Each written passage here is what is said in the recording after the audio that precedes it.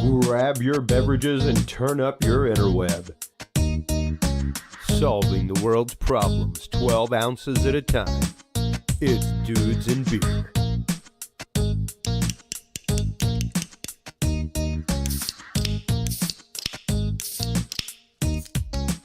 Well, hello everybody, and welcome to episode 322 of the Dudes and Beer podcast. Chris Jordan here, your host, coming to you live still from Austin, Texas. Though I'm here to warn you, I am on the road this weekend for the first time, and I do not know how long I have a gig on the road. So, yeah, let's give it up to the world coming back to life a little bit out there, folks.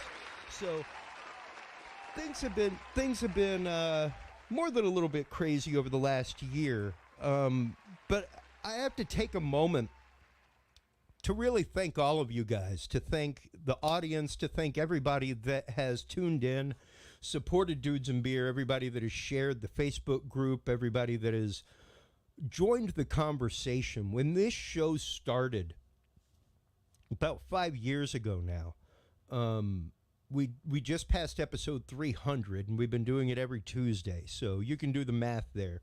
Like I said, right at 5 years.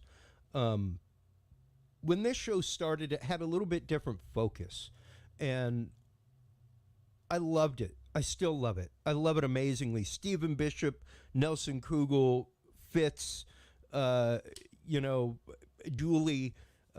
Connolly, all those people were integral parts in getting us to where we are.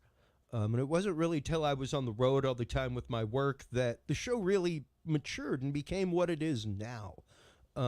And it's gone to places that are amazing. Our guests that we have had over the last few years since this real pivot have been absolutely gobsmacking. People like, Mike Turber, and even recently, Graham Phillips. People like that. People like our good friend, Dr. John Hall. Those are the kind of people that we have been getting on regularly that have really kind of bumped us into the next realm of guest. And as the show has grown, it's become pretty apparent. I mean, it's gotten to the point now, even on our beloved Facebook, that we cannot boost episodes or ads because of the title beer, because of the word beer in our title, despite the fact that we do not discuss beer on the air. We do not have a beer sponsor, anything like that. We are still not allowed to boost ads. So because of all, even if, we've had the discussion about taking this show to the radio. We will be taking this show soon to Austin Public Access. So with things like that in mind, we will actively be relabeling Dudes and Beer. Episode 350 coming up will be a hard pause on Dudes and Beer, and we will become at that point Curious Realm, which is very much the same topics, same guests, things like that. Just opens us up to a whole new realm of possibilities. So the same conversations, the same hard stuff. Things will just switch brands, and as we go through the next few months together, you'll see that brand switch over. I assure you, it will not be a hard stop. The website will not just disappear. It will be maintained. The app, all that kind of good stuff, will be switched over as well. Speaking of which, if you haven't had a chance to grab the Dudes and Beer app, make sure to stop on by dudesandbeer.com. That is where you can find everything that we talk about here. That's where you can find the store with all of our guest books. Even ghost hunting equipment that we talk about this evening, stuff like EVP recorders and electromagnetic detectors. You can stop by there. But the Dudes and Beer app, if you click the picture, dudesandbeer.com/app is where you want to go. Click the Android picture. Sorry, Apple folks, Orchard dwellers, it's coming soon. But right now it is available exclusively on our website, not on any services, to protect your privacy. Once you click that image, you'll see the save file. Save it to your device. Go to it. Tap it, it'll ask you to install. Super simple. At that point, you can listen to the show live. You can chat in questions. You can ask questions of future guests, see the schedule. There's even a tip calculator. While you're on there, you can also stop by and check out the amazing Dudes and Beer group right there on Facebook, where we pull all of our news of the week. So our news of the week this week includes amazing stuff. Divers are set to scour a sunken Nazi ship for the legendary Amber Room.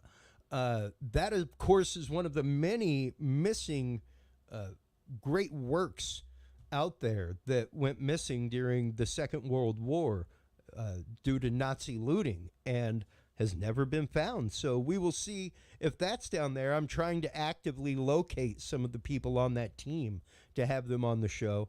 The Texas Senate advances a bill to lower penalties for marijuana concentrates. It has already passed the House. Hey, Texas, catch up. Just so you realize, Arkansas has passed. Alabama just passed legal marijuana. Even compassionate marijuana use would be fantastic for those suffering from cancer. If you could maybe lighten the load on that a little bit. But we are literally surrounded by legal states. Even Mexico has legalized, but not Texas. 3 false narratives being used in the IRS funding push. That coming out of the National Review. James Dancer, a listener, shared the article, which was wild, out of Reason.com. The police dog who cried drugs every time at a traffic stop. One of the articles I shared out of Fox News, massive U.S.-Israel weapons sale approved by the Biden administration. We also have out of the L.A. Times, coronavirus infection leads to immunity that's comparable to a Corona-19 vaccine. NUA seeks to become the first sustainable city on Mars with 1 million residents out of CNET. And out of The Drive, what we know about the high-altitude balloons recently lingering off of America's coastlines. And, of course, there's all kinds of other stuff lingering off of America's coastlines as far as UFOs, UAPs, things like that. We will soon be having Mike Turber on to talk about the latest videos that have come out, some of the physics behind those things, and are they really aliens? Are they from outer space? Are they ours? What's the deal? What's happening there? So we'll be checking that out. Before we get into that, while you're online, checking out all the great work of 5x5 News, make sure to stop on by our sponsors, True Hemp Science. Good friends of mine here in Austin, Texas. They produce some of the best product out there. I use their gummies daily. TrueHempScience.com is the website. Dudes7 is the code that you want to use to save 7% off your entire order, $50 or more, as well as get 2 25-gram edibles, either cookies or brownies. Man, their stuff is absolutely amazing. I use their drops as well. CBD is one of those things that is prescribed to me by my doctor as a supplemental for my anxiety. So during my travels across the country to dispensaries, things like that, I have tried numerous brands of CBD, but have always come home to True Hemp Science. We will be featuring Chris on next week's episode. So if you have questions about CBD, if you have questions about CBD usage, dosage, how it affects you, is CBD safe for children, dogs, cats? Can I give it to my plants? Is it a superfood for fish? Whatever questions you have, bring them on by the Dudes and Beer website, bring them on by the Dudes and Beer app, or even to the Facebook group.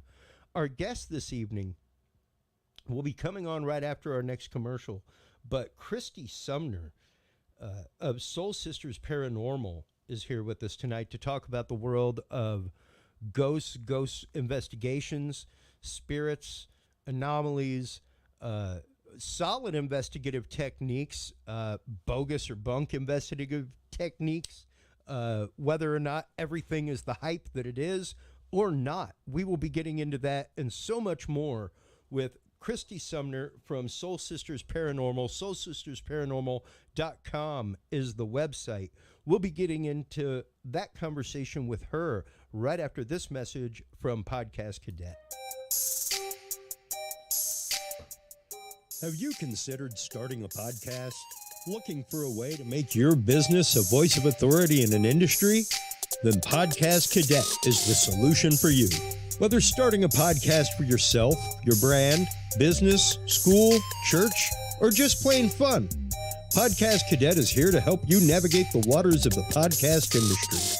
Specializing in one-on-one consultation and training with industry professionals in fields ranging from podcast technology and editing to distribution, monetization, and even social media strategies. Podcast Cadet tailors their services to the specific needs of you and your podcast.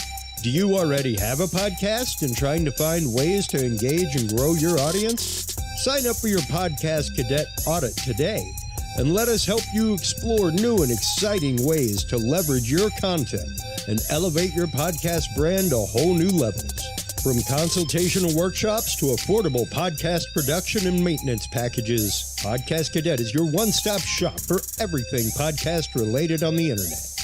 Visit podcastcadet.com today to sign up for your consultation or training and use code DUDES20 to save 20% off your entire purchase. That website again is podcastcadet.com.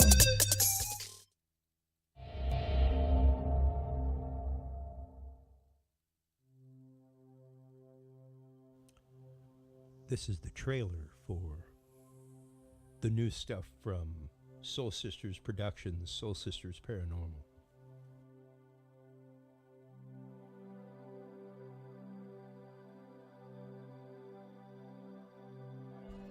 A bridge is defined as a structure that provides passage over obstacles, such as a body of water, a valley, or rough terrain. Used since the dawn of time, bridges have evolved from small wood, stone, and dirt forms to towering structures of steel, concrete, and modern materials. Over the centuries, bridges have served important roles within civilizations as they facilitated the movement of people, goods, and knowledge. The construction of a bridge has to handle the internal forces of tension, compression, torsion, bending, and shear.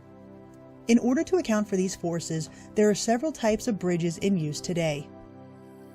Generally speaking, the 6 types of bridges are beam bridges, which is the simplest form of a bridge and are basically beams that are supported at the ends; arch bridges, which uses an arch as the support structure for the bridge; truss bridges are constructed with individual elements usually formed as triangles. Welcome to the show. Designed to work as one load-bearing Our guest unit. this evening, Kristy Sumner, the voice on the other end of this fantastic video for content soon to be released by Soul Sisters Paranormal. How are you today, Kristy? I'm great, Chris. How are you doing? Doing fantastic. Thank you so much for taking the time this evening to be on the show. Well, thank you for having me. I'm looking forward to this. I have been looking forward to it as well because I've been we had our good friend Joe Perez from Texas Histories and Mysteries on, and I think that might have been the last time that we talked about anything paranormal in this right, especially it's specifically in the realm of paranormal investigation, and to have gone through, researched you guys the way I have, and to have just talked with you before the show, and I just love the fact that y'all are coming at things from an actual investigative point of view. I think that there are sadly entirely too many people who approach this field and this field of study with a lighthearted aspect and with probably a less than scientific approach, let's just say. Yeah. Well, that's a nice way to say it. There does seem to be a lot of people in the paranormal community right now, for sure. Well, and that's just it. The word paranormal swings far and wide, kind of like the term UFO. And immediately when somebody uses the term UFO, UAP, only one thing springs to mind, and that is extraterrestrial. Exactly. But that is far from the case. Exactly. Yeah. 95% of the time, it's more than likely just another object that we have not identified. And that's the one thing that I loved about visiting your guys' website, was that right there, y'all actively state the fact that, hey, we aren't trying to change anybody's paradigms. We aren't like, this is just the stuff that we have come across. We are by no means saying that this is absolute proof of something or anything like that. Correct. And we feel that's a very important statement to make. You know, we don't consider ourselves experts in the paranormal. I don't think any claim like that can ever be made, because we are dealing with theory. We are dealing with the unknown. And, you know, for us to say that, oh, what we put out there is the end all be all in paranormal research, I think that is very disingenuous to the paranormal community as a whole, as well as the field of paranormal investigations. So for us, what we do on our investigations is we do a very comprehensive dive into the historical research of the location. We'll conduct a paranormal investigation based on that research, and what we're left with after that investigation is what we call compelling evidence. So you'll never hear us say, "Oh, this place is haunted." We say we found compelling evidence that in the moment we could not explain. Yeah, and I think that's very important to make that difference and make that distinction, because at that point, you are not coloring the result with your expectation of something. And you definitely aren't necessarily coloring the way that somebody sees footage or recordings or a photograph. You know. And you're exactly right. Yes, and that's very true on how we approach our investigations. You know, we don't go in with a preconceived notion of, oh, we're going to find this spirit or we're going to communicate with this entity. You know, most of the time we'll actually go in with the mindset of, we're going to try to debunk some of the claims that have been made, see if we can find environmental factors that are causing those reports. And we go in with the mindset of really not finding anything paranormal, and then doing the investigation. And then when we find, again, things that we can't explain. So, for example, we're an all-female team. So when we find or when we capture a male's voice, that to me is something that I can't explain, because I know that there's no males on the property, or a child's voice. I know that there's no child on the property. That is what we call compelling evidence, because we've controlled for everything else, you know, as much as we can. You know, we've controlled for the light pollution. We've controlled for the noise pollution as much as we can. We know where the environmental factors are that we can't control for. So, for example, traffic or airplane noise or train noise. Yeah. And then again, once what we're left with is those things that I just can't explain based on what we did. And that's where it starts getting fun, is where, once again, you start, even in our pre-show conversation, the fact of, you know, though 98% of this may be utterly explainable, it's the 2 to 5% that's not, that we have to utterly research. And if we start coming at things with a discreditive mind, if we start coming at things with a mindset of trying to convince somebody of something, that is not scientific. It doesn't allow for objectivity and observation or anything like that. And you're exactly right. And, you know, for us, it is one of those things, as I said before, we aren't trying to convince anything or anybody of anything. That's like trying to convince somebody that my religion is correct, and I'm just not going to do that. So, like I said, what we do is we'll put together a video of our experience. We laid out a very detailed narrative, a historical narrative of that location and why it's important from the historical perspective. We'll tell you some of our research and how we actually prepare for the investigation, i.e. where we leave cameras, how many investigators are there that night, you know, really those factors of the investigation. And then again, at the end, we'll put out those things that what we are left with is unexplainable. Again, a child's voice, a man's voice, a shadow figure crossing in front of a laser grid that we have set out, even though there's nobody else in the room. You know, shadow figures that we're seeing in the moment that we are fortunate enough to capture on video. So that's really how we build, you know, all of our videos, is bringing in that historical element first, because to us the historical element is the most important part of what we do, and then again bringing in that paranormal aspect if we can. And once again, this investigative technique that you're using, and a lot of people go through, of course, history of property, things like that, even past deeds of property to see what the true history is. But to know that y'all are taking the proper forensic steps as you were handling evidence, as you gather evidence, as you approach a situation to begin with. Before we really start getting into details of investigations, methods, things like that, Kristy, what was it that brought you to this field of study? Because it's not like you went out and got like a parapsychology degree or you know, have a degree in astrophysics or something like that, but you do have a PhD and an advanced degree. Correct. Yes, and that's what's unique about Soul Sisters Paranormal is the investigators on the team. We all do have advanced degrees. So I've got a PhD. My twin sister has a PhD. We have 2 JDs and a master's holder on the team as well. And so for us, we come at this with a very scientific mindset. So to your original question, how we started this was, we've always had a fascination with the paranormal. We would watch television shows, Ghost Hunters, Ghost Adventures, and such, and we'd say to ourselves, if we ever had the opportunity to conduct our own paranormal investigation, we would jump on that chance because we want to know the answers for ourselves.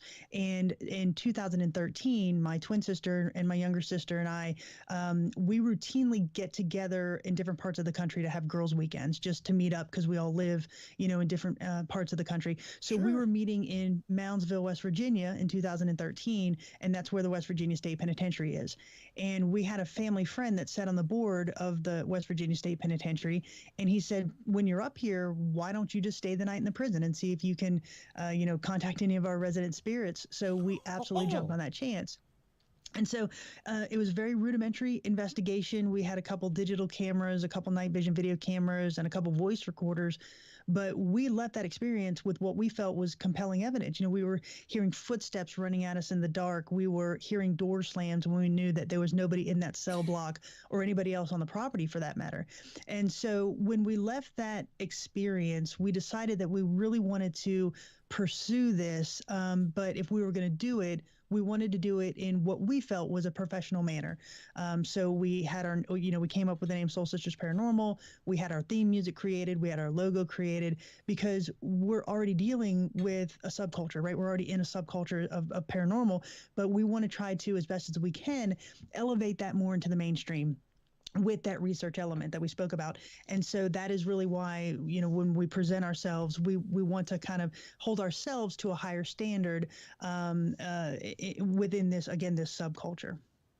And subculture, it definitely is.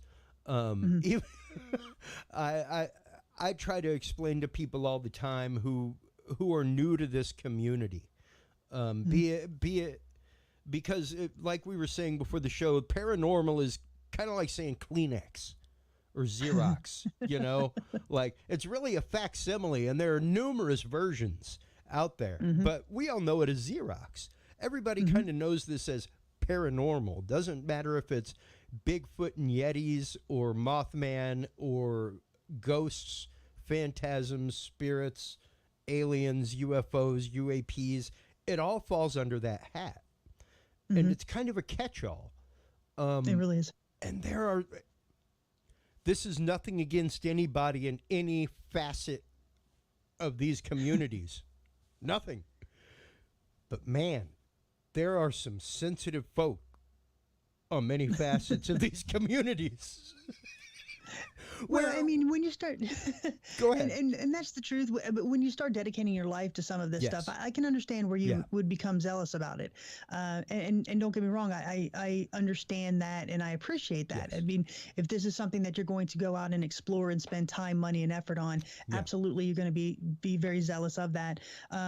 For us, like I said, I'm not disparaging any other team when I say that we are trying to hold up a professional standard. That's just the bar that we have set for ourselves, because we do want to be taken as professional as you can within this field.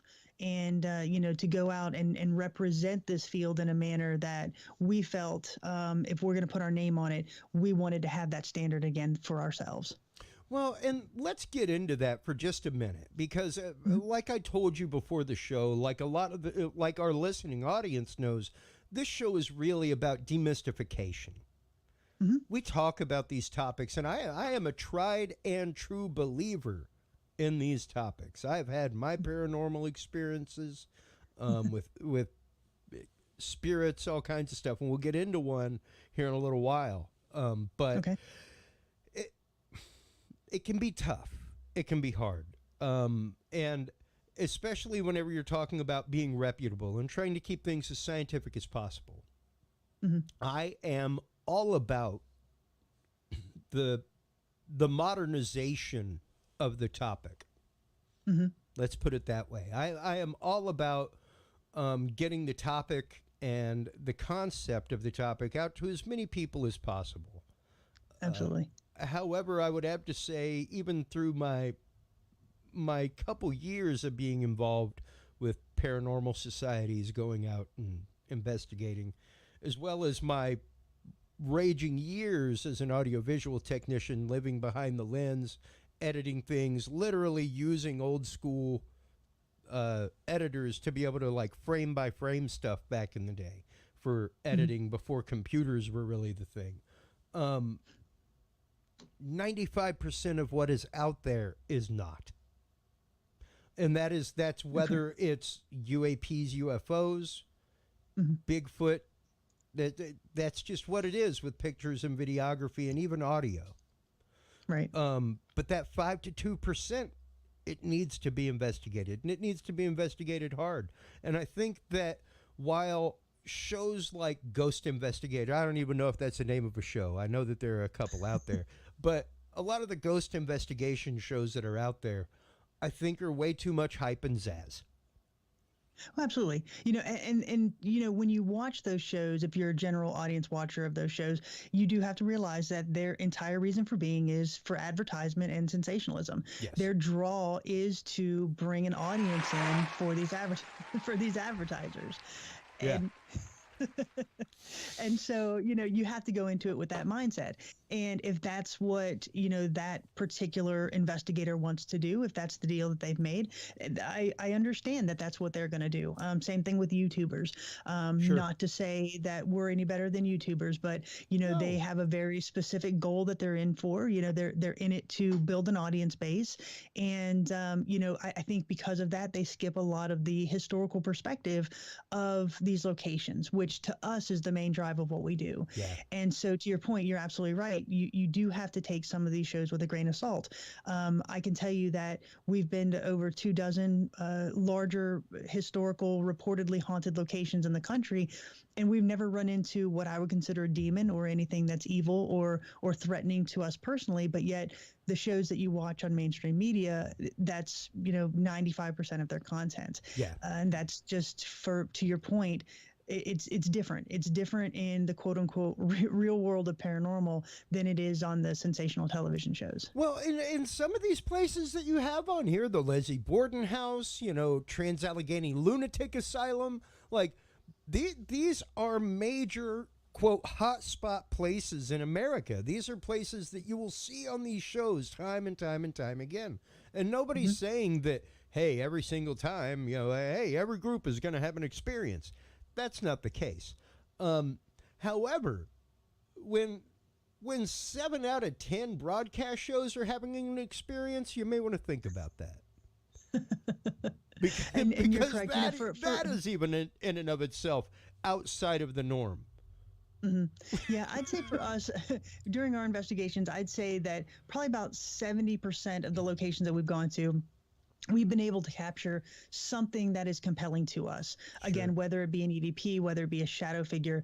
And then, the other 30% are ones that we've had an amazing experience. We got to spend the night in a very historic location, but we didn't find anything that we felt was compelling or quote unquote paranormal.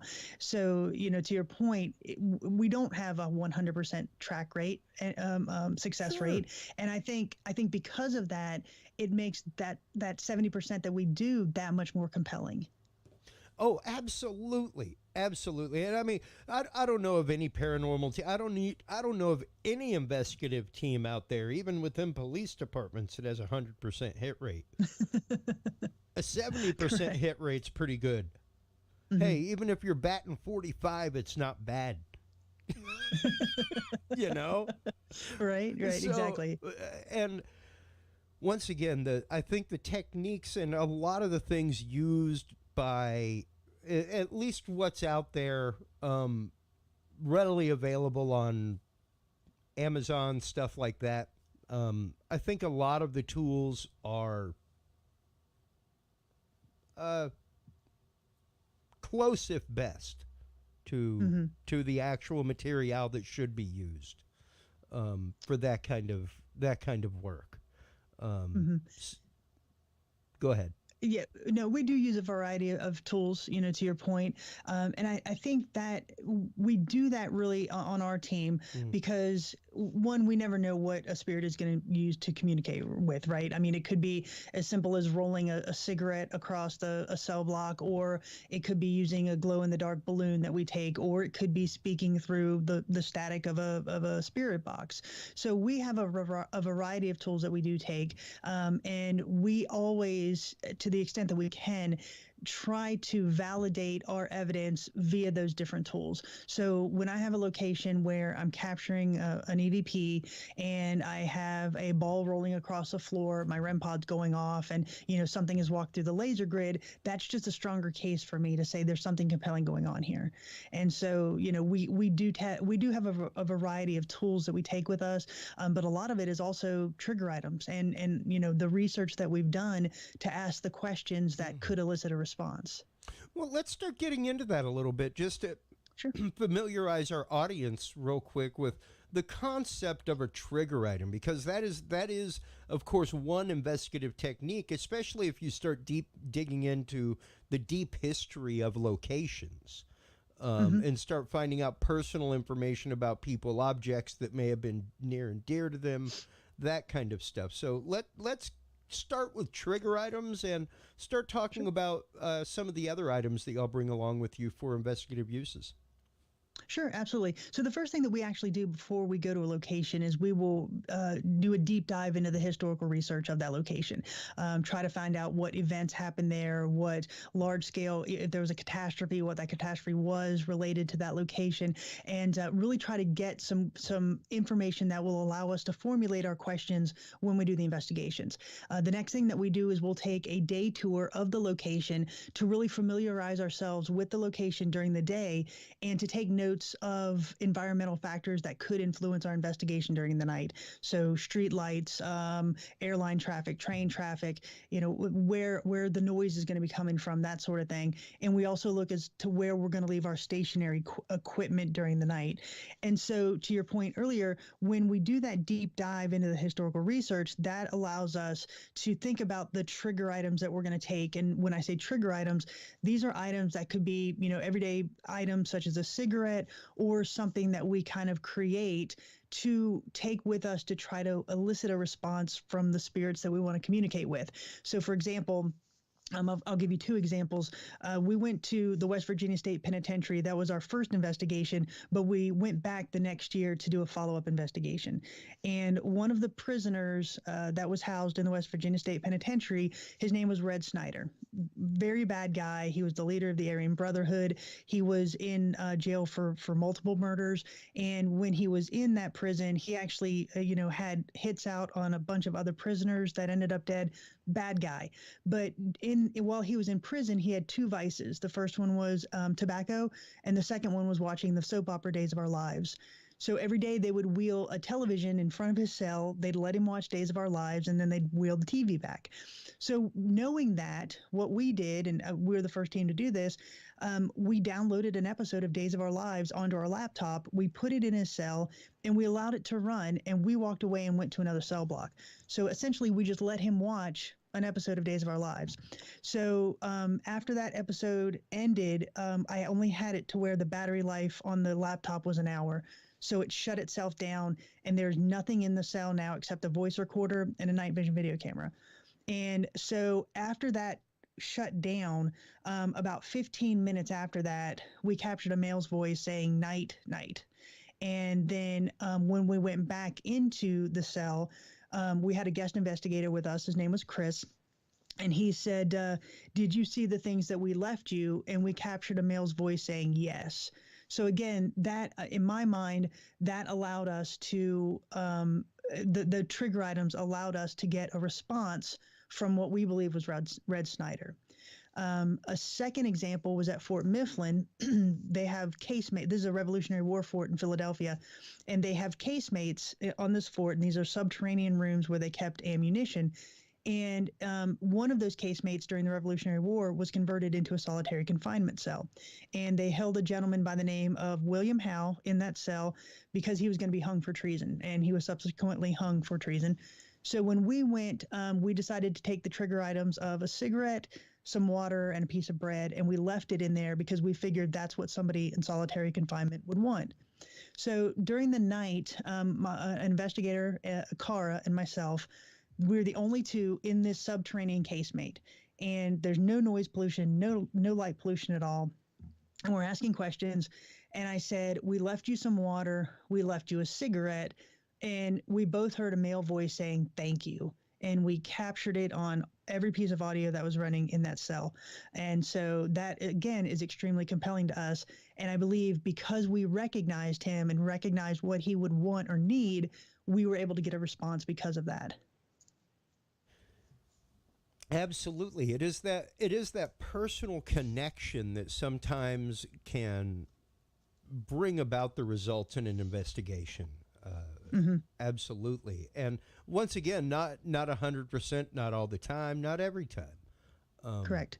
And let's talk a little bit about some of the other equipment that you use. I mean, aside from trigger items, things like popular shows or radio programs that they might have liked, things like that. So some of the what we call handheld equipment that we take, first of all, we'll take voice recorders because we do feel that EVPs are probably the most pure form of paranormal evidence that we can capture, right? I think finding or capturing a voice such as a male's voice or a child's voice, or in some cases even an animal noise, when we know that none of that is present, or there is no male or no child in the room, but yet we're capturing these voices, that for us is something that is very hard for us to debunk. So we definitely have voice recorders with us. We have night vision video cameras that we set up in stationary locations around the facility. And that's because we want eyes and ears on as much as we can while we're in there. Even though we're not in a room or a cell block, we have eyes and ears on that location. So we'll take the night vision video cameras. We use a REM pod and we use K2 meters. Again, for us, we find these to be very useful, especially when in a location where there is no power, yet you have these devices that are designed to measure electromagnetic energy, and they're going off even though there's no power in the location. That to us is extremely compelling. We have an EDI plus box, which we use, and we've used that successfully as well. We have a spirit box, which is a small AM/FM radio that's been transmitted to sweep through frequencies, right? So when you turn it on and you turn it on to the sweep mode, it'll go as it's sweeping through these frequencies. Yeah. The idea being that the spirits can use the white noise to speak to you. And we've used this in locations and we haven't gotten anything, but we used it in several locations and captured what we felt are compelling phrases, and theoretically a full phrase out of a spirit box is not possible because it's sweeping so quickly through these frequencies. But yet there's been locations where we get phrases come through or our names will come through. Again, extremely compelling for us. We have laser grids that we use in conjunction with the night vision video cameras. That pretty much rounds out our equipment that we take. Now, when you say laser grid, describe that to us. What kind of, is it a infrared laser grid? Is it just a... No, it's just a simple laser grid. You can get them at the party store or on Amazon. It's just the ones we use. They plug into a USB, and they just put out this laser grid. The idea being that if you have this stationary in a location such as the Fort Mifflin casemate, and you know that nobody's in the room, but yet you capture a shadow figure walking through that laser grid, that's extremely compelling. And we actually have used that with some success. At Fort Mifflin, we captured a shadow figure through the laser grid at Fort Mifflin, and the old Gilchrist County Jail. We were able to capture a couple shadow figures there. So we've used that with some success in conjunction with our night vision video cameras. Interesting. Mm-hmm. And now, there are a couple questions that I would have, just as Sure. as an audio engineer, and as somebody who, of course, did this kind of one of the big things that I find issue with sometimes is the world of EVP. Okay.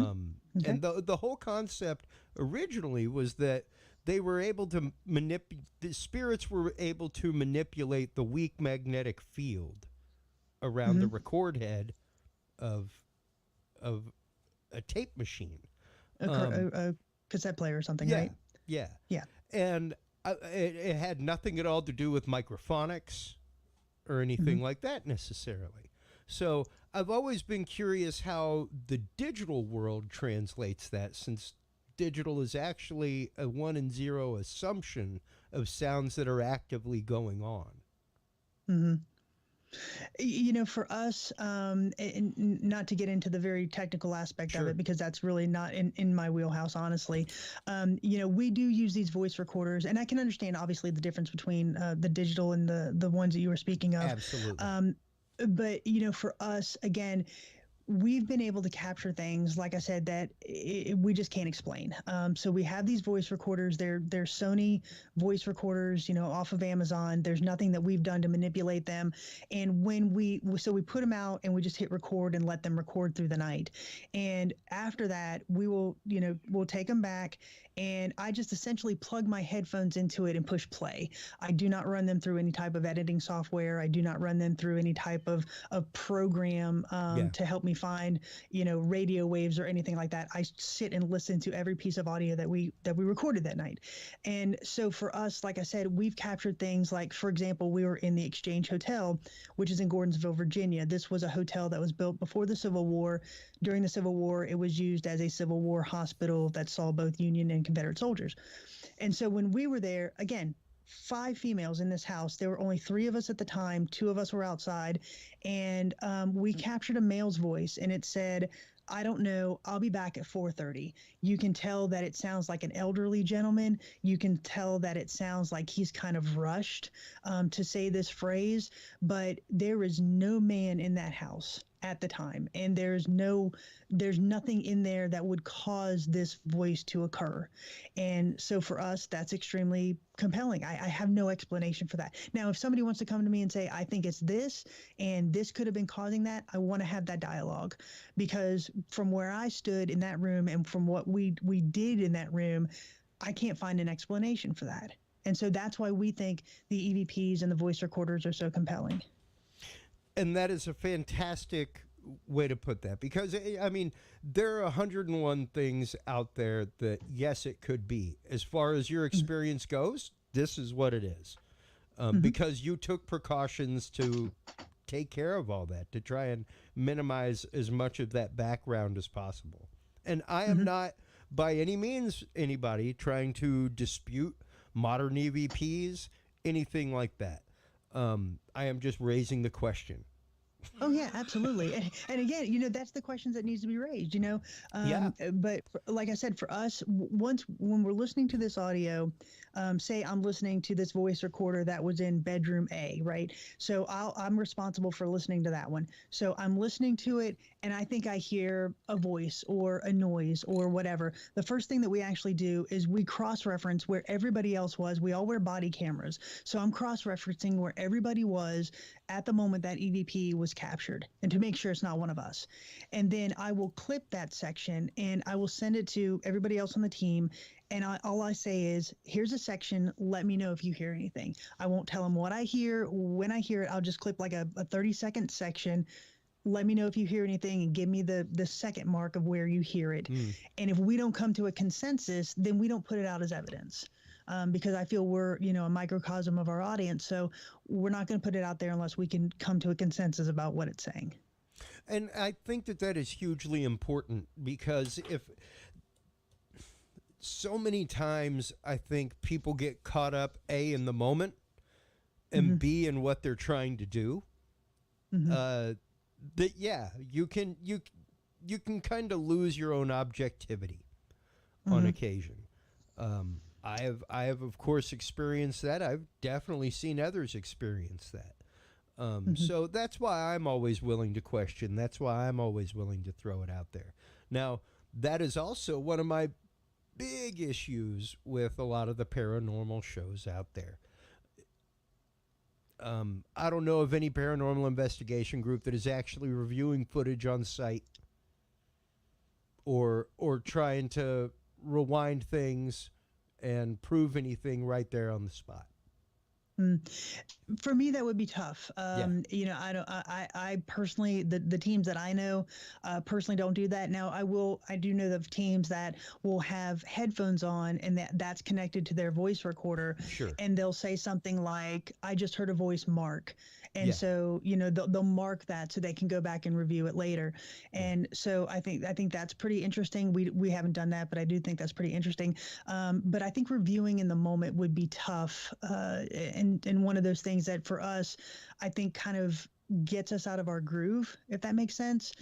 Because when we go in, we do kind of have this, you kind of get this focus on the investigation and, the EVP sessions and all of that. So to say, oh, I think I heard something, let's find the nearest voice recorder and rewind it, to me just kind of loses the focus. I would rather have it just continuously run and let us review it later, rather than stop the investigation on the hunch that somebody may have heard something. Yeah, precisely. And not only that, but it's also the fact of you want to be as objective of that as possible. You don't want to be trying to review it while you're in the middle of the adrenaline of it, or anything like that. You Exactly. really do want to be as removed from the situation as possible when you start looking at that.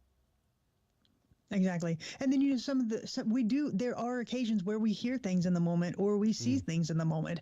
One of the most compelling pieces of evidence that we have came from Brushy Mountain State Penitentiary.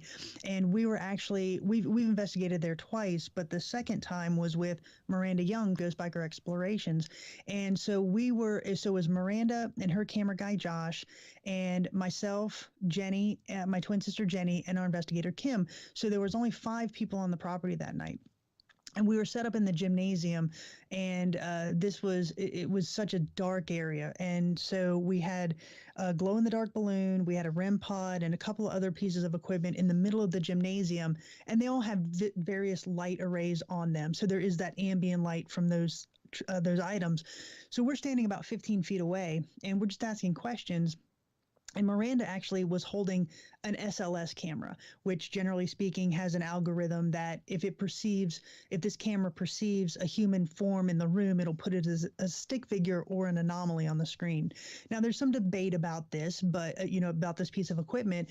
But in this moment, Miranda was holding this SLS, and her camera guy, Josh, just happens to be filming that SLS screen. And so at the exact moment an anomaly appears on her screen, I see a shadow figure run from right to left, and it cuts off my line of vision of everything in the room. And I say an expletive, did anybody else see that? And Miranda said, I just captured an anomaly on the SLS camera. So her camera guy, Josh, at that moment pans up to the items in the middle of the room, and a shadow figure runs back from left to right and cuts off all of our lineup. We all saw it.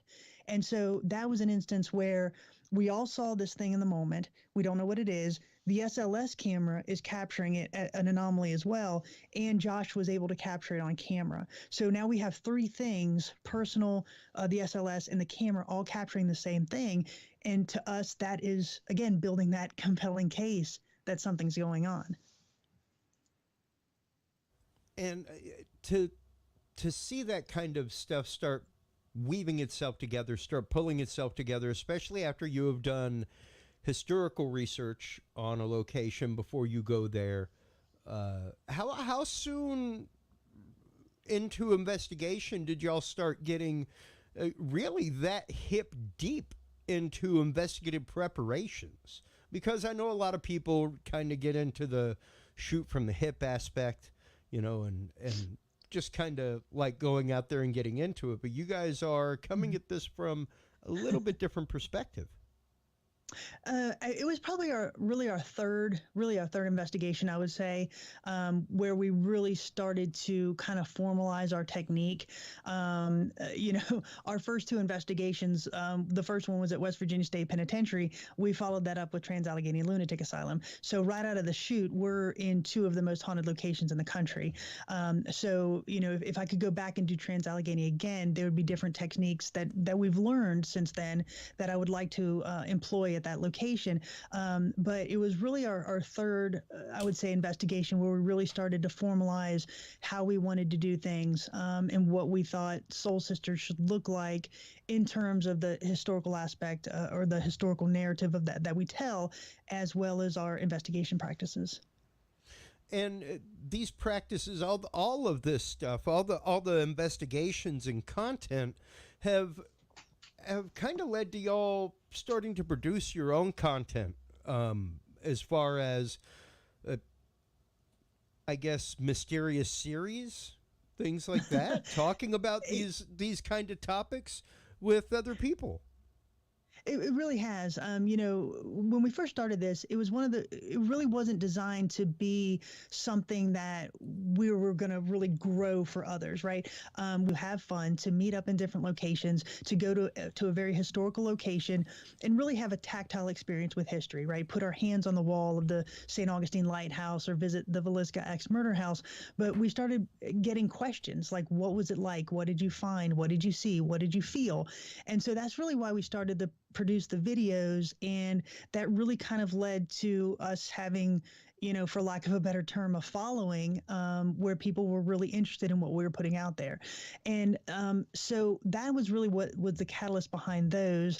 And then we started talking to people who said, well, I really don't have that much of an interest in paranormal investigations, but I love talking about history. I love talking about legends and stuff like that. So we decided to create Landmarks, Legends, and Lore, which is kind of a spinoff series, if you will, where we don't necessarily do an investigation, but we will go to locations that have a historical narrative, a historical story, a landmark, or a haunting legend, and we're putting those together in a series again that is kind of interesting. So for our last one that you played at the beginning of this was Haunting Bridges. So we highlighted 5 or 6 haunted bridges and just told the story from a historical narrative rather than an investigation where we're sitting down and actually trying to find paranormal activity. Sure, and that is, I think, probably one of the easiest ways to introduce people to the topic, to get people interested in the topic more than anything else, because so frequently we have the fact that once again, the communities can be hard to be involved with, and you can feel like it's hard to get this information without being in or involved in the communities. And you're exactly right. But, like I said before, for us, the historical significance of these locations is what's so important. And, we hope that with our investigation series that the history really carries the entire episode. Even if we don't find any paranormal activity, people will want to watch just for the historical aspect of it. And that's really what we found with some of our audience members, that they really loved the 3 to 4 minute history that we told before the investigation. And so that's why we just kind of said, well, let's kind of not forgo investigations, obviously, because we're still doing that, but really put together some historical stories and kind of put them into this neat little series that highlights certain things. So like we have Haunting Bridges or Haunting Cemeteries, where, you've got these local legends that, somebody in Leesburg, Virginia may know about this this female stranger in this cemetery, but the world in general doesn't. So kind of taking those local legends and really putting it out to a broader audience. Sure, absolutely. And it's interesting. What has because COVID has, of course, changed the world quite literally. I know it has changed my industry indelibly. But what has it done for the world and the industry of paranormal investigation and on-site paranormal investigation? That's actually a great question. I was recently asked by the Arkansas State University to participate in their Delta Symposium. And so the topic that I spoke on, and this was last month, the topic that I spoke on was paranormal tourism and historic preservation. And so what we did is I actually conducted a survey. I conducted a survey of paranormal investigators. I conducted a survey of reportedly haunted locations that actually offer paranormal tours. And I conducted a survey of paranormal ghost walk tours in cities across the country. So this was a nationwide survey. I sent it out on a national scale. And what we found was that the paranormal in a lot of these locations was the thing that allowed those locations to keep the lights on. Sure. Because by nature, paranormal investigators are those that, we social distance, we have small groups. We don't go in and really do anything that's going to be, in difference to the social, the social distancing constructs that were laid before us at the time. But a lot of the locations said that if it wasn't for the paranormal, they would have had to shut down completely. So, in that aspect, it was paranormal investigators were actually a godsend to some of these locations. Well, and not only that, but I guarantee, this is so absolutely horrid to say, but I guarantee you it was a godsend to the investigations. Oh, absolutely. Especially whenever you're looking at places like, and we'll get in right now into my paranormal. So one of my paranormal stories, the Manger Hotel, a prime example, square in the middle of downtown San Antonio, Texas. One of the most popular and populous hotels there. The bar in and of itself was frequented by Teddy Roosevelt and the Rough Riders. So it is a Texas historic landmark. It's on, there are so many things about the place and location that in and of itself would normally be thronged with people. Right. Like even at midnight, trying to do something at the Manger is hard. Yeah, no, the Manga Hotel, we absolutely love that. For those who don't know, this is, to Chris's point, sits in downtown San Antonio, directly across the street from the Alamo. And very historic. It was built in 1859, I believe. And it's one of the oldest continuously operating hotels west of the Mississippi, I believe, is one of their claims to fame. Absolutely correct. So it had presidents, it had all these notable figures that would stay in this location. I believe it was also one of the first hotels to get air conditioning as well. So that's a historical fact. But we were able to stay the night in the Manger. We were actually out there for a family reunion. And this was, I think, in 2012, I believe. And we were actually conducting just a very impromptu investigation. And so we just had a digital camera. We had a couple voice recorders. And it was myself, my twin sister, and my younger sister. So around 2:30, 3 o'clock in the morning, we're just wandering the hallways of this hotel, just kind of asking questions under our breath and taking pictures. And we were on the second floor rotunda, and we were on one side, and across the rotunda on the other side of the hallway was this mirror. And so we were just taking pictures around this hallway and this rotunda. So we must have had from various angles about 50 pictures of this mirror. And as we're going through them, we stopped on one of them, and to us, it looks exactly like a woman in this mirror. You can tell she's smiling. She has a blue dress on. She's got a blue ribbon in her hair. It's kind of a profile shot. And so we took it down to the manager the next morning. And he said it was probably one of the most compelling pieces of evidence that he's seen in regards to that mirror, because the mirror actually sits outside of one of the most haunted rooms in the hotel. And I believe the woman's name was Sally White. was the woman who was supposed to have been killed. She actually worked at the Manger, but her husband ended up killing her. And the Manger, I think, actually paid for her funeral because obviously he did not. So that is who we believe we took a picture of in that mirror. Wow. And it's such a striking image, so absolutely amazing. I myself, I didn't stay at the Manger, but a couple years ago, I was speaking at the Texas Podcast Conference. Oh, cool. And met up with a couple of friends.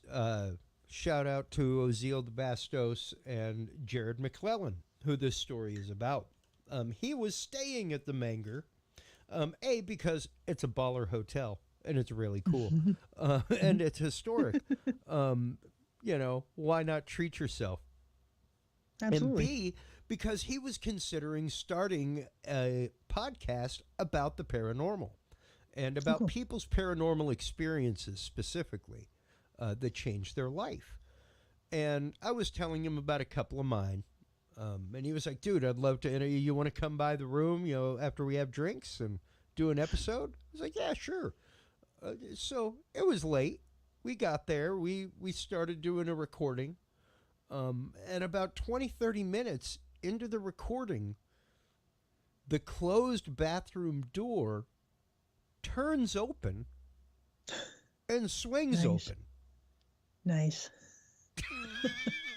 That's fantastic. Totally closed door. Like, knob creaks open and the door swings open in the middle of us recording this episode. And what was wild is that evening, whenever we came into his room, there was like a random drop of blood on his bedspread, all kinds of stuff. It was wild. I spent the better part of I spent the better part of the evening downstairs talking with the security guard until about 3 a.m, down there just absorbing stories from the guy.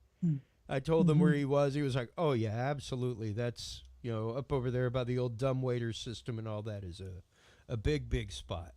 But some of the stories he was telling were just wild stories. And that's just it. These properties have things that have gone on for years and years and years. They are not all, though some of the experiences are similar, they are not always the same.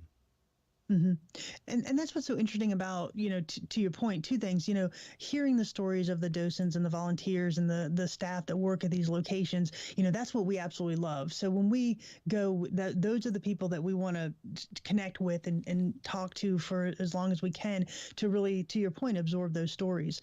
And the thing is, that's what's so interesting about paranormal investigation. You can investigate the Manger on a